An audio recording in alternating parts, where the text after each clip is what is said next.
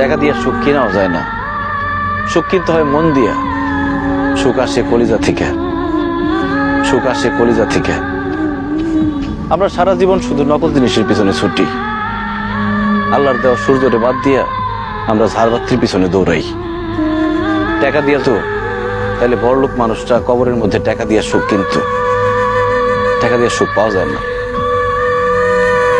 তুমি যদি আমার সাথে থাকতা, আমি হয়তো তোমার টাকা পয়সা, বাড়ি গাড়ি, স্বর্ণ অলংকার কিছুই দিতে পারতাম না, কিন্তু তোমার আমি মাথায় তুলে রাখতাম, পাখির মতো বুকের মধ্যে জড়ায় রাখতাম।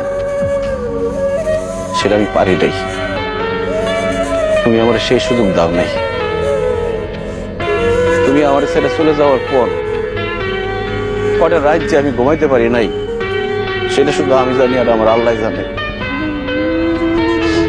আমি কত চেষ্টা করছি, তোমার কত অনুরোধ করছিলাম, তোমার হাতে ধরছি, পায়ে পড়ছি, কিন্তু তুমি আমার সাথে থাকো নাই, আমার সাথে ছলনা করে চলে গেছো। তুমি আমার জীবনটা আগুনে পুরা কয়লা বানায় ফেলাইছিলে। তোমার মতো মেয়েদের জন্য হাজার হাজার ছেলেরা জীবন তো লাশ হয়ে ঘুরে বেড়ায়। আমার আল্লাহ আমারে বাঁচাই দিচ্ছে। তখন আমার জীবনে আসছে আয়েশা।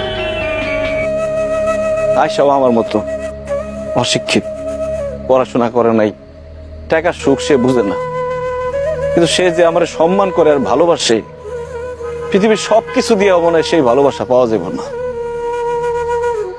আমি আলহামদুলিল্লাহ ভালো আছি, দোয়া করি তুমিও ভালো থাকো।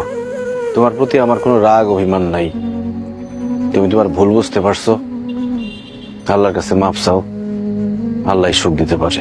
ভালো থেকো।